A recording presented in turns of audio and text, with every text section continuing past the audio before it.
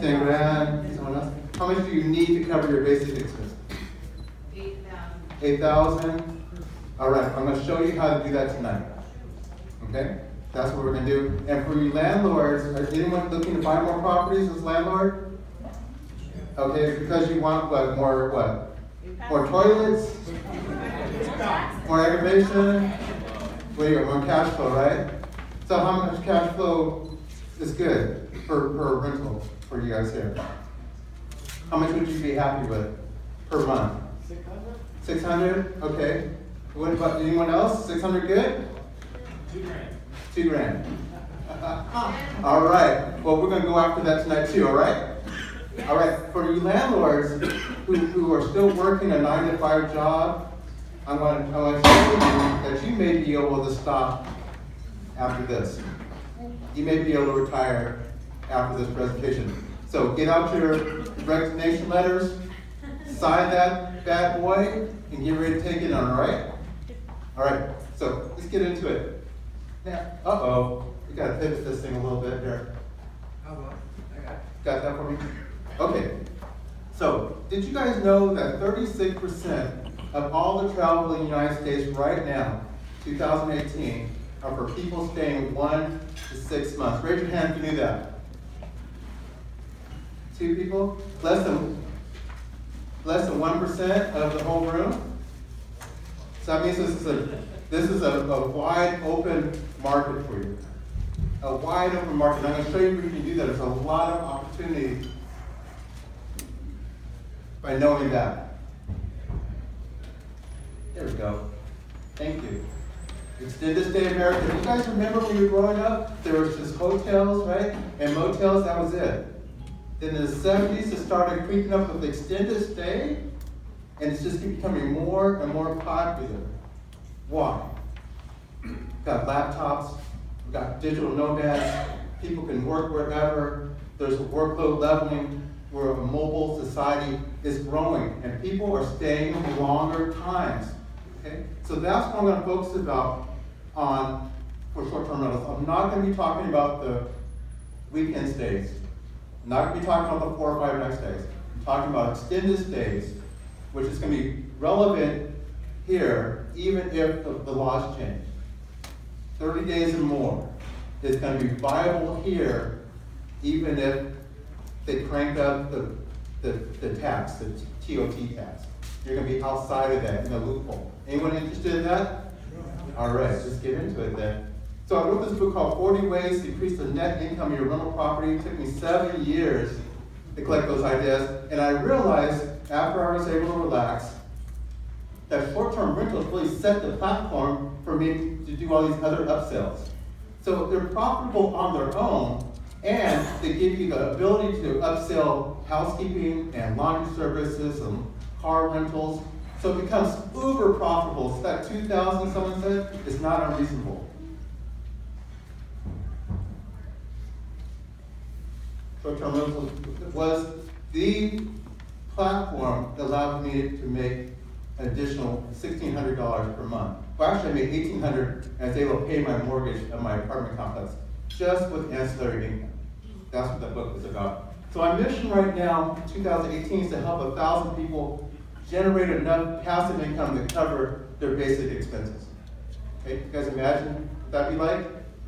To have your rent, your car payment, your food, utilities, all paid for. That's my mission. And that's why I'm here to share with you guys. Okay, let's take a trip back in time. There we go. If I can use a clicker. And we're going to talk back to 2007. All right? Let's go back there in our time machine. This is Brian, Nathan, and Joe. And Brian and Joe just graduated from design school in Rhode Island. And they came out to California to make a life for themselves. They just wanted to be where the action is. And they realized the rent is high in San Francisco. So they came up with this idea because there was a design convention in town. The hotels were all booked out. They said, let's put some air mattresses on our floor and build a website and invite people to stay for $80 a night. And we'll just give them a light breakfast, a bagel in the morning. So they did that. They posted that website. 3 people showed up, gave them $80 a piece for that bagel and those air mattresses. And they knew they were onto something. So they called themselves, this idea, they called themselves Air, Bed, and Breakfast. They thought that was cute. They took the idea on the road through the 2018 elections, or 2008, Barack Obama and John McCain, and they realized that the idea had legs. That anytime there was a booked out hotels, they could make this concept work of room sharing. They got some funding, they got some consulting from Y Combinator. They said, we got to fix your name in 2008. They said, let's call it Air, Bed, and Breakfast. Airbnb. 2012 was when I started. I was overseeing the construction project of putting these solar panels on Alcatraz Island, right on the famous prison for the National Park Service. I was in charge of that project. I needed to find a place to stay for 3 months, and because my lease ran out, and I ended up Airbnb all around San Francisco in 2012, and I've been with it ever since, with kind of following it as it's grown and matured. Uh-oh, that's the formatting. But today, here we are. This is the J.W. Marriott. J.W. Marriott started back in the 50s. He was selling root beer in Washington, D.C. And then he turned into hotels. And now it's the largest hotel chain in the world. This blue line represents how many rooms under management they have per night. 1.1 million rooms under management per night. That's impressive, yes? They're the largest hotel chain in the world. They're in 101 countries. Very impressive. They started in the 50s. Airbnb started in 2008. Barely 10 years old. Has 1.5 million rooms under management. It's larger. And they're in 191, almost in twice as many countries as the largest hotel chain. Now, do you guys think there's a change in the market? Is there a shift? Yes. Is it temporary? All right, so here's what's different. I'm gonna give you guys a crash course, okay? Crash course is, it used to be, people say you make your money when you buy. Buy low, sell high. That's the only way you're gonna make money from real estate, and that's true, because the cost of ownership and maintenance eats up your profit, okay? Oh, that's changed now. You can actually have a surplus of money while you're holding your property and still sell high, because the short-term rentals are so profitable, typically 3x times more profitable. It used to be that if you're flipping homes, that you had to sell them as fast as you finished them. Otherwise, with all my hard money, people were going to eat up your profits if you prolong. Well, I'm not going to talk about my hard money folks. But that's what happens. You want to sell as fast as you can, where you can cut your prices. That's changed now. You can actually do Airbnb, create a short-term rental after you remodel and before you sell, and cover your hard money costs and make a profit. You don't have to cut your prices. You don't have to be in a hurry. It used to be you needed a lot of rentals. 10, 20, some people want 100 rentals. They really want the cash flow of 100 rentals. But you needed that to become financially independent. That's changed now. You can do it with just a few rentals. My family, I can feed my daughter and I back there, which is 5 short-term rentals. That's what I'm saying. Some of you may have 5 rentals. You can just sign the resignation letter, pack up those cute pictures that you have, walk out. That's the power of what we got here. That's the crash course. Was that helpful to you guys? All right, that's what's new. Here's the problem though. Airbnb is easy to make money. Everyone can do it. Everyone's an expert these days. Okay? But the problem is that there's a frame that you have to look at. It takes more skill to be more profitable than a landlord. You have to have enough skill to win the game. Just think of it as a horse race where a regular conventional landlord is the red horse, okay? And the performance of a short-term rental provider is the blue horse. We're going to talk about net income, okay? So if a landlord, here's how they work. They charge a rent, and then they pay their expenses, and then they have a net income, yes? So let's say that this is about the net income. after all expenses, okay? Now, a short-term rental provider, they make a lot more gross income, but if they're not careful, if they don't make the right decisions, they could end up with the same income as a traditional landlord. And that is a tragedy. And that is what's happening because people are not using a baseline. So it's not making some money with Airbnb, it's making more than the baseline. You guys agree with that? Otherwise, you're not profitable. Can't just do Airbnb. You have to compare it to the baseline. So here's the solution: is you need specialized training about this. Because Airbnb, they want you to be a super host because they want you to have a large gross income so they can take 3% of it. Okay? Property managers, sophisticated property managers doing all this fancy dynamic pricing.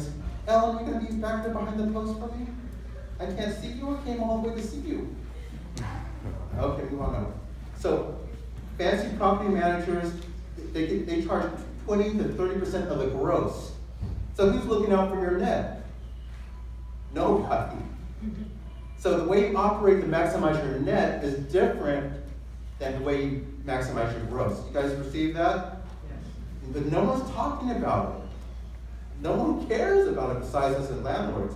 That's why there needs to be a special voice for that. Because you want to win. You want to win relative to what a traditional landlord earns. Okay? And you want to do that as passively as possible. I gotta watch my keys. Because your time is irreplaceable, yes? You can't just dilly-dally and get your time off because it's the most valuable asset you have. So, this is what you want. This is what we're talking about. This distance between the two. I'm not talking about making money with Airbnb. I'm talking about being profitable relative to a traditional landlord. That's all. This is net income. This is all that matters. You guys with me? Okay. All right, I'm going to give you 2 secrets. I got a lot of them, but these are the 2 main secrets that I want you to walk away with the time I have. Because if you can get these, then you're going to be all right. You're not going to be embarrassed telling your friends that you did a lot more work and didn't have any extra money to show for it. Okay. Secret number 1 is that you can create a housing vending machine if you do this one particular thing. You got to do it. You guys like vending machines? Nice and passive operations? Doesn't eat up all your time, yeah?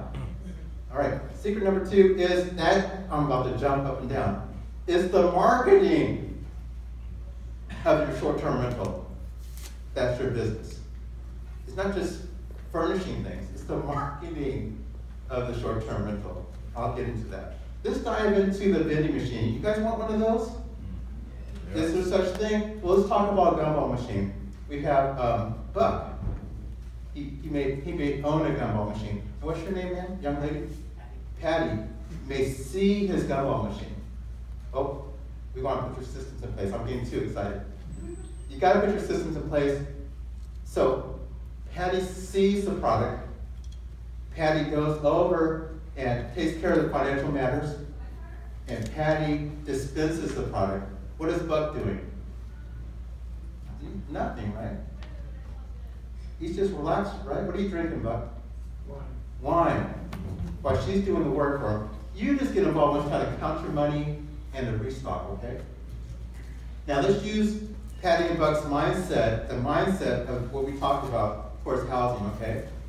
Your guests see what you're selling on these online platforms, okay? They're searching through it. You gotta have good pictures. Please don't use camera phone pictures. Your guest takes care of all the financial matters, okay? While you are relaxed, yes? Your guests can let themselves in because we got Wi-Fi locks. Some people leave the key under the mat. We got Bluetooth locks. We got all kinds of things. And this is where people mess up. When it comes to dispensing housing, is where people mess up. And this is where they get online, and they complain, and they give short-term rentals a bad name. It's because you need a whole lot more systems. You got to dispense housing all the way through until that person checks out and leaves you a 5-star review. You need systems in place so they're not calling you. They're not asking where the plunger is. They know where the blanket is, all right? like the Airbnb we're staying at, Anaya and I, he has things labeled out. He has great systems in place. That's what you need to have in place. You should get involved when you're teaching your cleaning staff how to stage your property and get it ready for turnover. You should also be checking to make sure that people are walking in and there's no big stains on the sheets. That's where you should be involved. You should be relaxed all the way through to the checkout. Okay? Let's do a case study. We've got someone here that knows Jay. Who was here from San Francisco? He's a real guy, right? Jay, he's 34, he was a banker, did underwriting. He hated his job. He hated passion. He wanted to travel the world while he was young. He didn't want to go out 65 and retire and cruise and die in a few years. He didn't want to live that life. So he wanted to use short-term rentals to generate enough money so he could live like Brian Page, another famous short-term rental person. He wanted to live a lifestyle, but he had a fourplex in Richmond, California, and it just wasn't doing that great as short-term rentals. So he reached out to me, and at the time, I was not ready to share anything about what I was doing with my experiments with short-term rentals. But he said, Al, I want to travel the world. I want to wear flip-flops every day, and I want my short-term rentals to do it for me. And I said, okay, Jay. He had a crystal clear vision, so much so, he's a very determined guy. I said, okay, I'm gonna help you. So I looked over his listing, I looked at his situation, and I called him back and said, Jay, you need to add a bicycle to your listing. That's gonna help you get from your place to the BART station, which is the train that takes people to San Francisco. You need to take care of the transportation process, okay, if you want to travel the world. So he did it. He made a big deal about his bicycles and added $500 of net income to his rentals. Just doing that. And he was happy, but he called me back and said, Al, that's great, but that's not enough to travel the world. So I said, okay, Jay, I'm gonna give you my most valuable advice at the time, is to do extended stays, and you should be focusing on traveling nurses. He says, I can't do it, Al. Richmond has a bad reputation. It's still known for the 2009 gang rape homecoming dance, We can't do it. I said, yes, Jay, you can't. There's an extended stay America in Richmond. There's several of them. You can do longer terms. You can handle travel nurses. No, I can't do it. We went round and around for months. And then he gave it and he says, all right. I helped him with this listing, and I did the trick for him. Here's what I'm talking about. Let the blue square represent your gross income, okay? And the red star, net income. That's all we care about is net income, right? Okay, here we go. So here's this line here along this axis. I'm all engineer nerd, I know. This is workload. If it's 1, that means it's 1 turnover per month. 2 means 2 bookings per month. 3, 4, and 4 is 4 bookings, so there's a lot of turnover, okay? Your work goes up. Your effort goes up as you have more turnovers. And the vertical axis is net income. Net income. The goal is to be as passive as possible and have as high as net income as possible. Okay? So you get it right there. You guys follow what I'm saying? You guys all oriented? Okay, here's traditional landlording. It's not quite at 0. But your net income, this is from an experiment that I did in my place. I didn't have to pay utilities and things like that. So it was about what I was receiving for that apartment, and what I paid, what my net income was about the same. There was no expenses, okay? No maid service. And then I had 1 month where I did 3 turns. I made a lot more money. My gross was way up there. I could get on bigger pockets and brag about how much I made that month, but I had cleaning costs. I technically would have had extra insurance payments I had to pay. I have to pay taxes, to the city for lodging taxes, okay? That all brings your net income down. Everyone with me so far? So I had a lot more turnover, a lot more frazzleness in my head, and I was doing great, much better than a regular landlord. And then I did a 1 month long stay. And I didn't make as much gross, but my net was I only had one time cleaning. I only had to get involved, be worried if they got checked in one time. And then I looked at it, I said, doggone it, that's about the same. That is about the same as doing all that extra turning and churning with this longer term stay. And then I got a nurse that stayed 3 months. 3 months. That means can I divide my expenses by 3 then? Yeah? I only have to do one cleaning at the end of 3 months. Okay? So my expenses went down. I didn't have with no taxes because I'm beyond 30 days. I don't have to worry about short-term rental taxes or any short-term extra insurance I have to pay or any city laws or lodging or reporting or any of that stuff. You guys with me? And look what happened. My profit went even higher than when I was doing all this churn.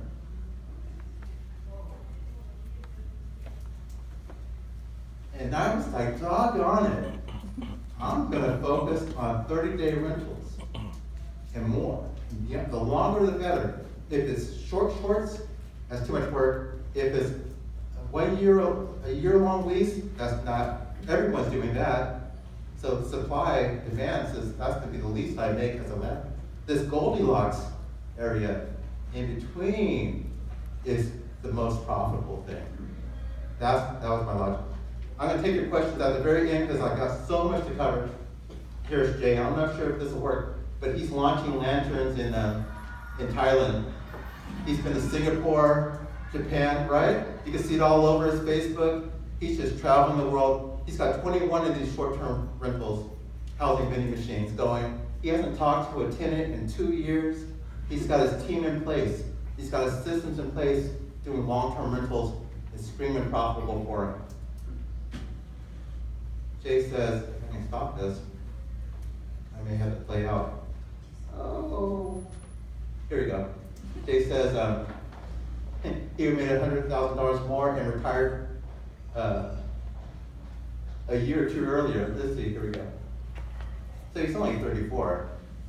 Sorry, Jay, prolonged retirement. If you will listen to me, back there a few years.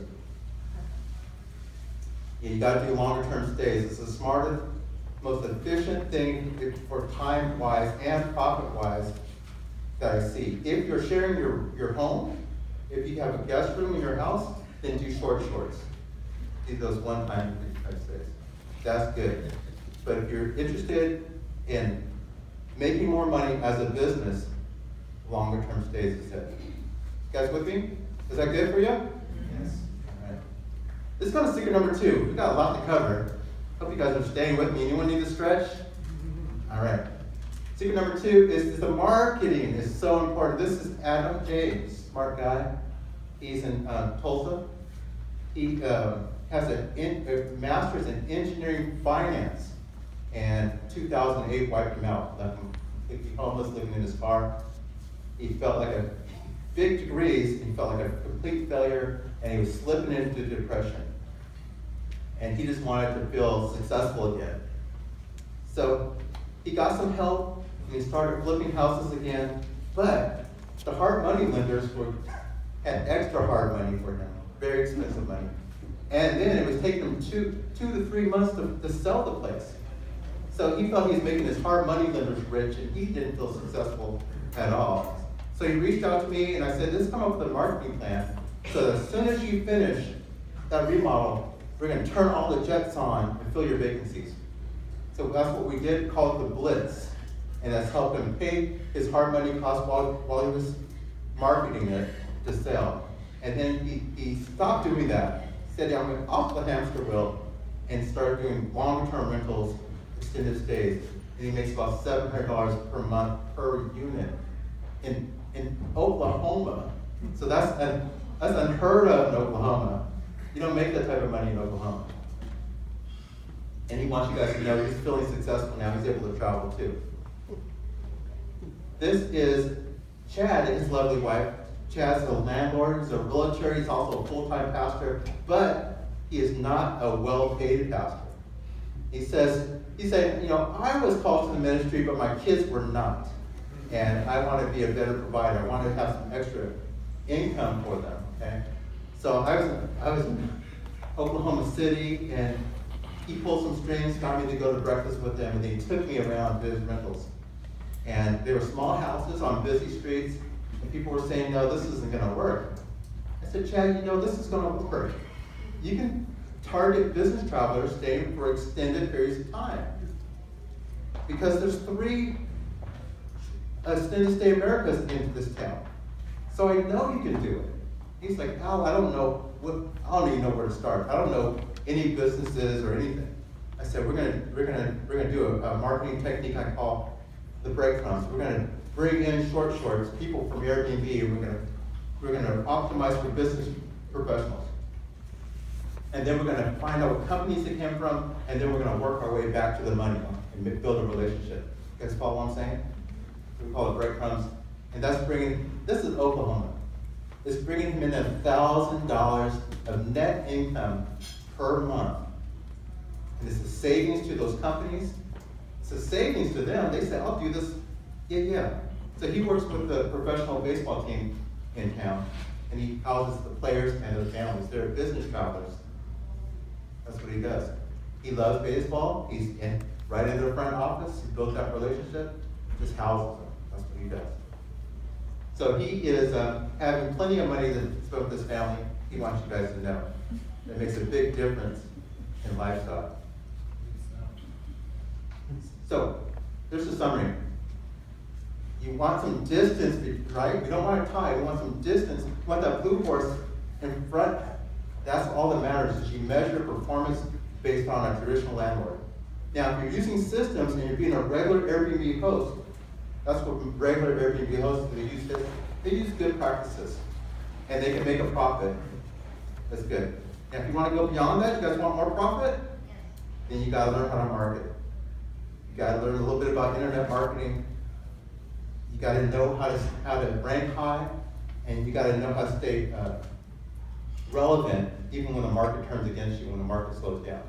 Because if you got vacancies, if you're in a hot area, and then the snowbirds leave, then your profits, annual profits are going to crunch back down to a traditional landlord, right? So you have to stay hot. You got to know how to market. Now, those 2 things, if I share with you, gives you the knowledge to run a profitable short-term rental. You guys able to do it now? You kind of see the concept of it, at least the big picture of it. There's 2 components. There's more. There's more about in here also is your mental self-limitations in here. There's a whole mental game up here that's keeping your profits down. I don't have time to unwind like that. I don't have time, that's too much. Okay, so what can you do with this information? How am I doing my time? About halfway through? Okay. How are we going to apply this information? You guys want to know that? I can go make some money with this. All right. So, if you're a landlord, listen to me. You can increase your margins. It's not the bricks and sticks of your rentals that makes you money. It's not only the rental that makes you money, it's the profit margin. It's the difference between your holding costs and how much you rent it for. Yes? That's what turns it. That mechanism, the profit margin, is what turns into cash flow, which improves your lifestyle. It's not only 1,000 rentals. It's only that spread, okay? Short-term rentals can increase your spreads, all right? But you gotta make a mental shift from being a asset manager, which says, no, you can't do this, no, you can't do that, no, to a housing entrepreneur that says, yes, you can, and this is how much it's gonna cost you. Let's go into this, but you guys this is gonna be some powerful stuff here. This is 7 years, this is a 5-year experiment I'm gonna share with you, okay? So if you need to stretch, because I'm gonna give it to you fast, all right? I'm not gonna hold anything back. In fact, someone sat in the audience and he saw me do this, and he came back when he saw me later, a month later, at a different event, and he wrote me a check. Because he said he made so much money off of just this understanding, okay? So here we go. These are ways of using a rental property, okay? I did this experiment with a 2-bed, 1-bath over a period of time. If you leave it vacant, you're not gonna bring it in, your net income can be 0. Right, it's gonna be less than 0. It's pain, nothing but pain. You can run it as a traditional, conventional landlord, and I was making about $100 a month, okay? That's what I was doing. So everything's gonna be relative, all right? So you can run it as a furnished, long-term rental, just by putting furnishing and make 30% more. You guys accept that? 30% more. You can run it as a flexible term rental, the same property that you guys may own. You can flexible means it could be Airbnb. You can make it a short-term furnished rental. You can allow dogs, all kinds of, whatever your terms are, you can flex them and make 3 to 5 times more net income than a regular landlord. You guys with me? Yes. You can run it for, so that was, plan B is Airbnb. You can rent it directly to a company, okay? And make 6 to 10 times more net income than a traditional landlord. All right? So that's why I'm saying some of you are here who have rentals, you're already done if you make the shift. Okay. So I'm back to this. If you make that mental shift to a housing entrepreneur, you can make at least, you can make much more. This is nationwide average. And you can make more in the East Coast and West Coast than a net income of $1,000 a month, right? Which is $12,000 with before taxes. You don't have to have a 0 income and then wait for depreciation to make money. You can make $12,000 before taxes. That's what I'm sharing with you. You can make that mental shift. Are you guys with me there? Yeah. Am I blowing smoke? Or can you follow what I'm saying? I'm not being, let's go to the next one. Rental arbitrage. This is so powerful. This is it. This is one of the most powerful things you can do, and there's so many different ways to do it. This fits inside of your self-directed IRA, which I recommend you guys do. There's so much to this because as a landlord, tell me landlords, does maintenance cost you? Does the cost of ownership a little bit higher than you expected? Because you can replace a roof and that takes out 3 years of profit. You can paint the exterior, take out 2 years of your profit. Okay, so here we go. This is a solution around that can make you guys, I'm going to show you how to get to $10,000 in less, $10,000 of net income per month in less than 2 years using this building block. Are you guys ready? Okay. So what you do is you rent someone else's place. You cherry pick the location, or whatever it is. If it's a boat, if it's an apartment building unit, if it's a house, whatever it is, okay? You rent someone else's place. You guys got that? Then you put your own furnishings in there, and you work out the subleasing clauses. All right? There's a number of ways of doing it. You can. I say to people, "Hey, I'm expanding my corporate housing business." To landlords, they get it. There's a number of other different scripts that we have. So you do this up front with all the integrity in the world, and you write it into the lease. You with me there? If you can wrap a mortgage, you can work out a subleasing clause, yes? Okay, so much simpler. It's something you can do. Do not get hung up on this. It's done every day, all over the country, okay? And then you market the place, your furnished rental, on one of these short-term rental platforms, like Airbnb, VRBO. Your goal is, if your expenses are $1, your goal is to bring in $2. So you want to bring in, your income should be $2. You pay the expenses one, you keep one. You get that? Yes. It's an arbitrage. It's an arbitrage. Banks do it all the time. They take something that's not theirs, they add value to it, and they sell it for something higher, and they keep the difference. In rental arbitrage. Real life example. I met a traveling nurse on Facebook. That's one of the ways I market. And she wanted to live next to a hospital that she was working at. And I said, well, what's your budget? And she says between $2,000 and $1,800 a month. That's why I want housing about that. I said, okay, how about $1,860? She said, yeah, I'll do that. That's leaving me some extra money. I said, yeah, I'll do that. So I went to this apartment building, and I talked to the manager and said, this is what I want to do. I want to expand my corporate housing business. I want to place a traveling nurse here. Okay, that's what I do. He said, all right. So I went and furnished the place, and he charges me $950 for rent for a 1-bed, 1-bath. And for Wi-Fi and utilities, it cost me about $130 per month. Because I got to pay utilities, got to have Wi-Fi, yes? Yes. That leaves me $780 per month. Money out of thin air. She's there for a year. All right? Real life example. So here, I know there's going to be questions, so I put this slide together. Here's a crash course. You don't have to come up with $20,000, $30,000, $60,000 of a down payment anymore. If you don't have a down payment, that's the old way of doing it. You don't have to do that to have passive income anymore.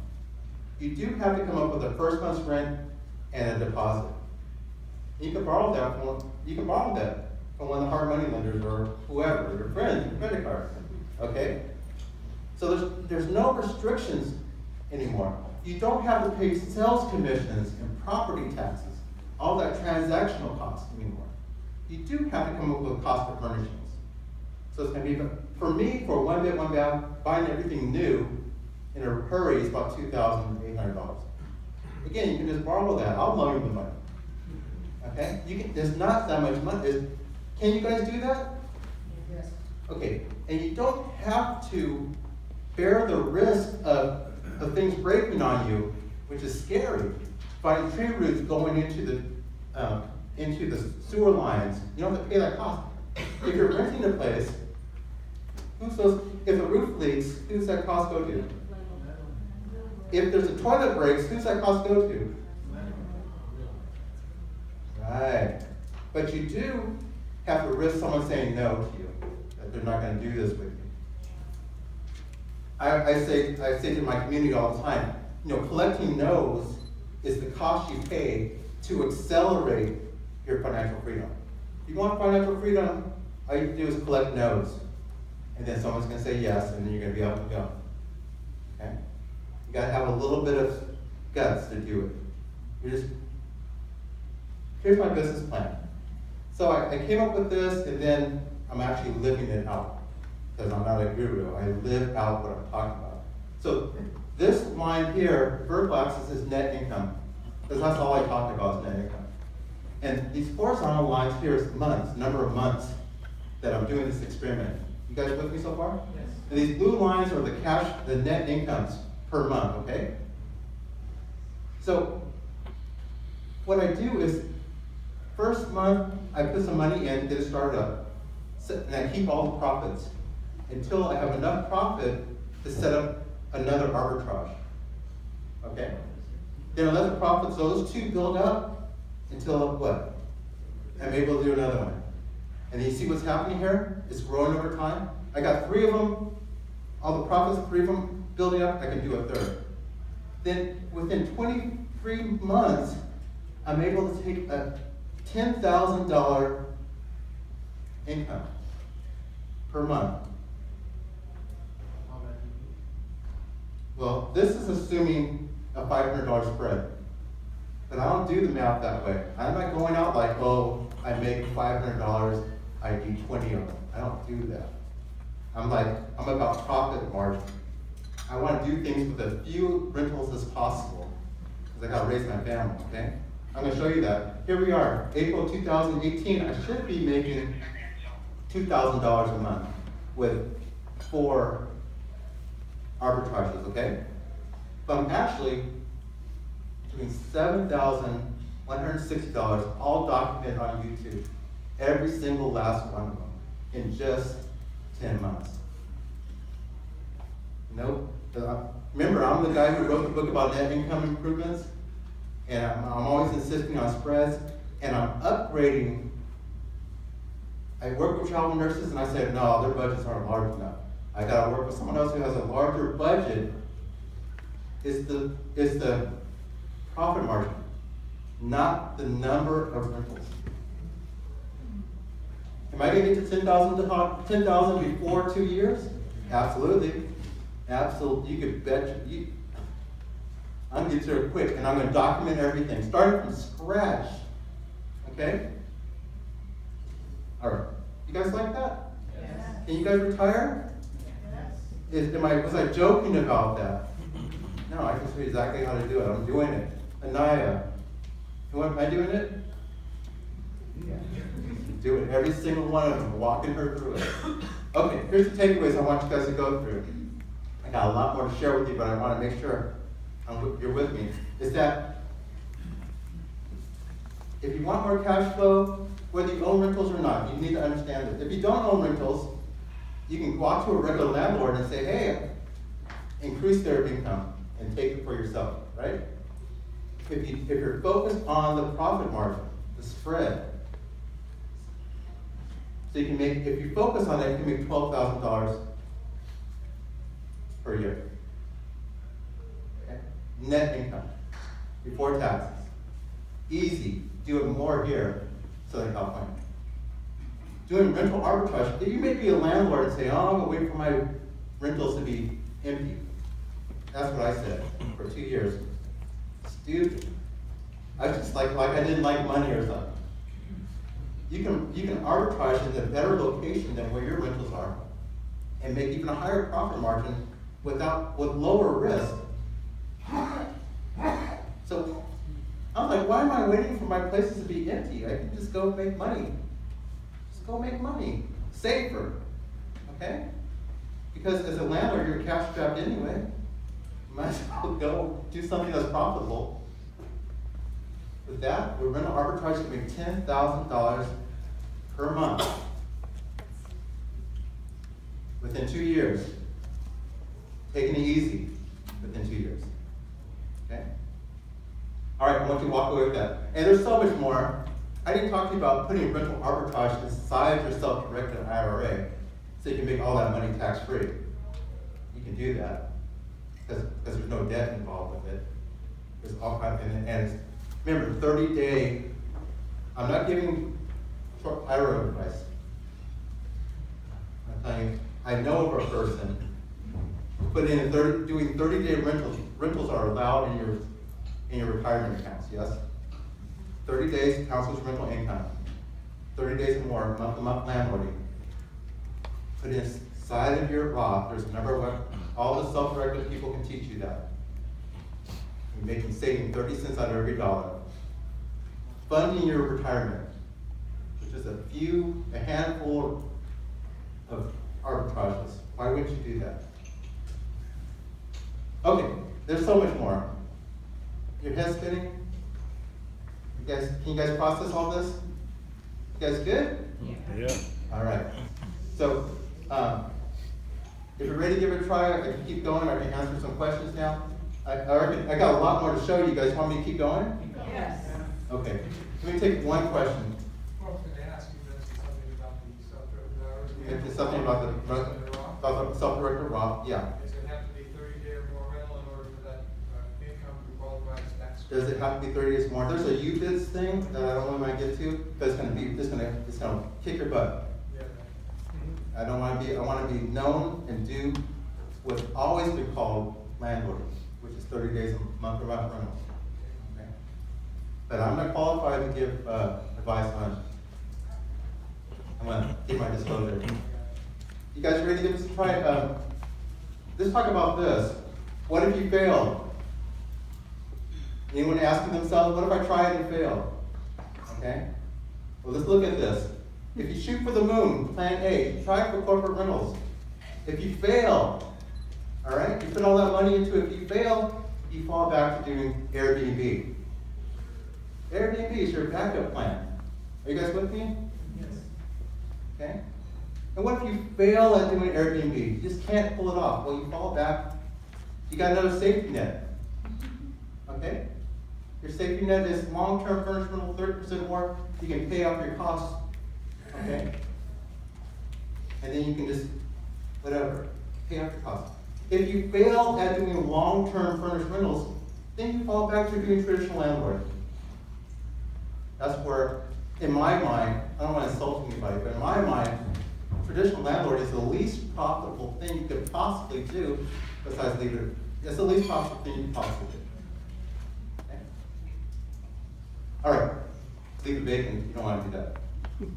All right, if you like my help, I can tell you about that. Am I allowed to? You want me to keep going? I was going to talk about my coaching and training program. I can stop.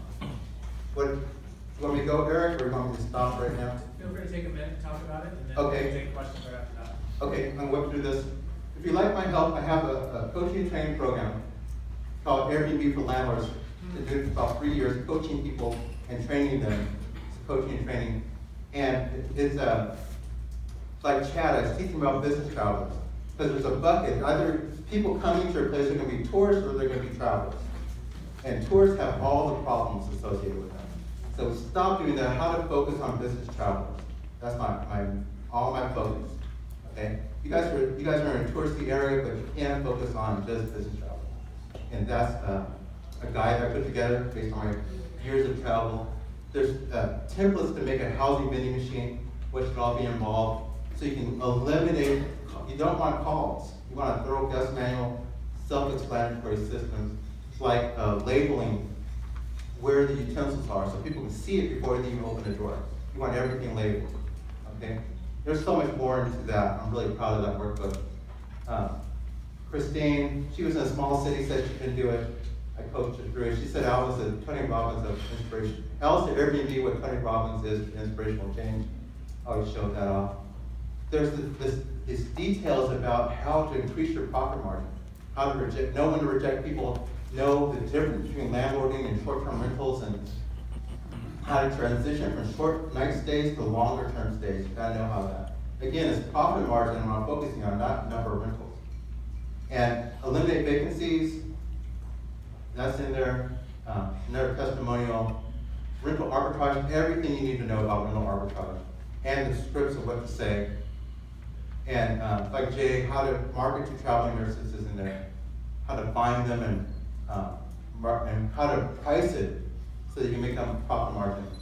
So all that together is $15.97. I got a couple bonuses I want to share because as well as my time, I hold your hand through the whole thing.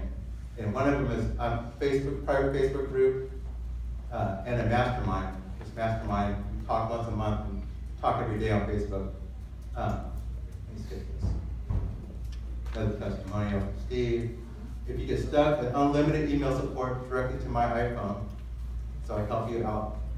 Because when you need help, you need help. So there's a lot of my time involved with it. This is unlimited as long as I live. Okay? This is a summary of it. And here it is. If you don't even know where to start, 1 hour ninja training, which is one-on-one time with me. I look at the data in your area and I teach you about your area, the opportunities in your area, and it's recorded, and I mentored a ton of people. So the whole thing is, if I wrap it all together, I'm not going to charge you the $9,000 because my mission is to help 1,000 people. Get to the point where your passive is covered, your expenses are covered. Okay, so you can relax. So because of that, I'm going to give you a money-back guarantee, and we're going to do it for $997. Okay? I want to skip this. I want to show you something really quick. This is what I'm working on. I call it the Tomahawk marketing. This is what's so powerful. This is action takers. And this is going to be a separate. This is going to be included. What it is if you get a rental, there's seasonals, ups and downs with short-term rentals, typically. And it's hot and it's cold, different times of the month, different months.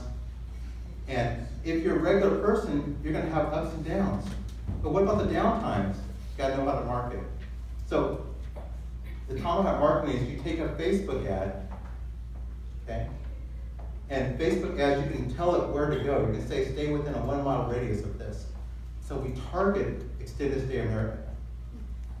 Okay? I start showering everyone in extended stay America my own ads about my rentals. Telling them, hey, it sucks here at extended stay. You don't know if you have bed bugs here at extended stay. You can't even open the windows here at extended stay. Don't you feel yourself suffocating here? And just shower them, everyone in that area, okay? And then the people say, I'm gonna check out, your place is cheaper. And you come on over to your rental. Okay? This is one of the technology I'm working on. I'm spending like $50 a day on Facebook to figure this out. It's not quite ready yet, but I'm including this. This allows you to go from traditional landlord right to corporate rental. Skip everything in between. Okay, that's how powerful it is. If there's a car in extended stay America, you should be able to bring it. You should be able to bring it to your place. All right. So all that together, that last bonus is just for tonight. Okay. You can get my stuff anytime. I'll take questions. So. Thank you. If you had a question before this level? Yeah, I do. Hi, Al. Two-part question. Do 30-day and longer rentals piss off neighbors as much as short-term rentals do? And how do you differ the nightly pricing if you're doing short stays versus 30 or 60, 45, and so on? Okay. The short-term rentals piss people off. I'm bringing in people that are all professional. I'm not dealing with tourists at all. And the short Sacramento is so painful, I just stay 30 days or longer. So I don't. The issues you have, and are the neighbors upset about these BMWs being held in and people with suits coming in and out? No. They're happy to have them now. So we're completely out of that. Yes, sir. You mentioned something more about taxes and how it changed when you go over 30 days where you don't pay a certain tax. Could you explain that a little bit? Well, in Carlsbad or this area of Oceanside, there's like a 1.5%. 10? Okay, all that for 30 days and less, you have to deal with that, and you're limited on number of days, all kinds of stuff. So why do that when 30 days and longer is so profitable? You just didn't know that 30 days and longer was so profitable. That's what I want to share with you. Why deal with all the recording, and you need additional insurance? You can have this thing in your back of your mind going off. Did they, are they flushing something down the toilet? Are they partying? You don't have to worry about any of that stuff. Corporate housing considered under the same rules as Airbnb rentals? Is corporate housing under the same rule, 30 days and less, yes. Okay, I consider corporate when a business is paying for them, reimbursing or giving them a per diem to stay. That's what I consider corporate. And then if the business cuts me a check directly, that's really corporate. But if you're paying for your dinner, you're gonna order something. If someone else is paying for your dinner, if your employer is paying for your dinner, and they tell you what your budget is, you might take it all the way up to your budget. The reason why I'm asking that is because in Carlsbad, there's a certain area that you can have short-term rentals. Yes, it's your district. So, if it's corporate housing, does it still have to be in that same confined boundary? Does it still have to be in the same 5 boundary? What I'm sharing with you is regular traditional landlording, built in an innovative way. So the answer is yes. Unless they ban landlording, you can do this. Yeah. When you have the multiple rental units, how do you handle the management of that? So how do you handle multiple? I just do it on a spreadsheet. It's not. I'm not dealing with a lot of terms. Again, I'm going for. Here, let me give you a real example, real quick. I have 2 ironworker foremen that they build Caltrans for housing for a hotel each day. Okay. I contacted their company. They said, hey, if you can house both of them, give them both their bathroom and a garage for the cost of 1 hotel room, we'll do this all day long. So my profit margin on something I rent from someone else is $1,800 a month. I don't have to do too many of those. No, but as far as the actual tenants The themselves. tenants are staying there. My minimum used to be 3 months. I haven't doing anything less than that. And these guys are staying 6 months. There's just, again, it's not how many you do, it's the profit margin that you get. And it's just real, I mean, you might be software if you want to do lots, but there's really no reason to do lots. Al, without being CPA or giving tax advice, imagine this would be short-term capital gains, right, on the income you're making on these, and there's no depreciation or anything like that. If you're doing, when I do it in my own apartment buildings, I'm just doing regular landlording. If I'm doing it in someone else's place, yeah, we're gonna have to incorporate real soon. My partner's a lawyer. Just because we're just taxed like crazy. We would be taxed like crazy if we don't give ourselves a housing allowance and gas allowance. Do all the benefits of corporation. Because you've got, now, the problem I have now is I have too much cash flow. You're getting taxed. I get taxed. Got it. Okay, so by incorporating, you might be able to circumvent some of that. Yes. Got it. Okay, second quick question. That or you do it inside your Roth. Inside the Roth, got it. Okay, so if you're dealing with a landlord that you're gonna sublease from that is not maybe warm to the idea of doing a sublease, is there any way that you sweeten the deal for them, or you can kind of add some sort of value? Yeah, some people in my community, they probably pay them above market rent and they improve their property as well. So if you really, really need that location, then you do those things, you sweeten the deal. You can even do some type of profit share spread. There's all kinds of creative ways, depending on what you want to address the landlord's biggest internal problem. If they want to be a passive landlord, you want to address that. If they're just want money, you want to address that. So you just got to find out, this is really a key thing, talking to their internal issue of that landlord. If you really want that property and solving that issue. Yes? I know you're not giving IRA advice, but Yes. it's just a question. I'm used to deeds and notes and things like Uh-huh. that in my IRA, Uh-huh. purchasing things. Uh-huh. In this case, would your IRA be signing a lease? Yeah. That's There's all kinds of ways of packaging this. You can package it inside of a trust, and there's other people, there's experts here. What I want you to walk away with, because I can't give that type of advice, is you can joint venture into it with your IRA and another financial friend, and that's not a disqualified person, and do it all day long. got it, thank you. That's an important point, that people know if it's self-directed IRA, what's disqualified, what's considered self-dealing. Work with If it. they violate that. Yeah, work with an expert on that. But would you agree there's ways of handling it? Yeah. There's ways of handling it. Yes? Yeah, I have two questions. First, Okay. how do you fund those business travelers? How do you find business travelers? And the second one is how do you deal with the vacancy? How do you deal with the vacancies? Well, one is, like I showed you, I have about 12 different marketing techniques. I showed you 2 of them, the blitz and breadcrumbs. Okay, you gotta be everywhere. Then I showed you the tomahawk marketing. So if you open up your Facebook, you're gonna see that ad. And if you're in the Hyatt, or if you're in the Residence Inn, which I'm not done competing with the Extended Stay America. Because I want more money for fewer properties. So I'm competing against Residence Inn property now. So I'm showering them with my ads. Okay? And how do you find, and there's so many different ways of marketing. You and your own network, if you just got onto your Facebook page with your own friends, you already know people who are working for different companies here. It's just a matter of asking them and working that relationship. Okay? Vacancy, how do you deal with it? Ever have vacancy? Let me answer this way. If you do a long term, you want to book another long term, and then you can go to Plan B and fill it with Airbnb. Okay, you can do that.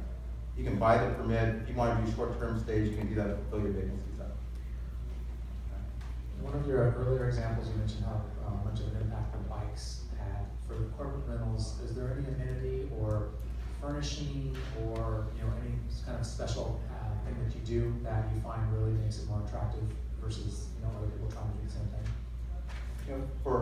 For me, I don't present. First of all, I don't present in Sacramento. I try not to talk about it in Northern California because I don't want the competition. Okay. And then you could, a laundry machine.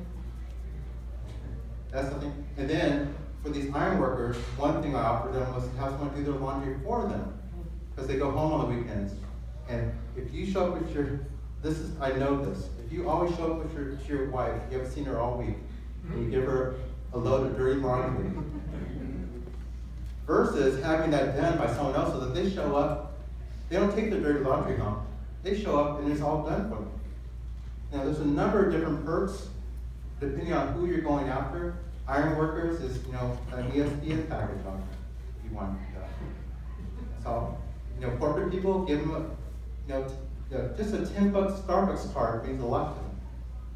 So get to know your corporate person in industry and tailor it to whatever it is. How do we get in touch with you? How do you get in touch with me? Al@leadinglandlord.com. Can I show I'm going to show it real quick. What I meant to say here, if you have an extended stay America in your town, that answers your question if you can do this. And here you go. You guys have it surrounding you. You can definitely pick one off. Okay? You coach the people that are already there, or if they are here, that means someone spent $200,000 verifying that 14-day stays on average are viable right here. And out of that average, there's people staying 30 days and longer. So the very presence answers the question that you can do it here. Okay, you see the presence. All right, let me pass you this. That bonus is just for today. You can always get my course, but that bonus, I don't even talk about that unless I'm presenting. And money back guarantee, and oh gosh, here we go. Oh, here we go. Well, it's at, why can't I go to the bottom? Here we go. Did I hit the wrong button? Can someone turn this back on for me? Okay. Go to the last slide. Next slide. Last slide. Let's get to the end of this. Here we go. And did I have it? Oh. It's at airbnblandlord.com. And I'll stick around for you. airbnblandlord.com is how you pick up the program. And they can email you through that site as well, or phone, or call you. What's the best way to contact you directly? It's al@leadinglandlord.com. I found my cards.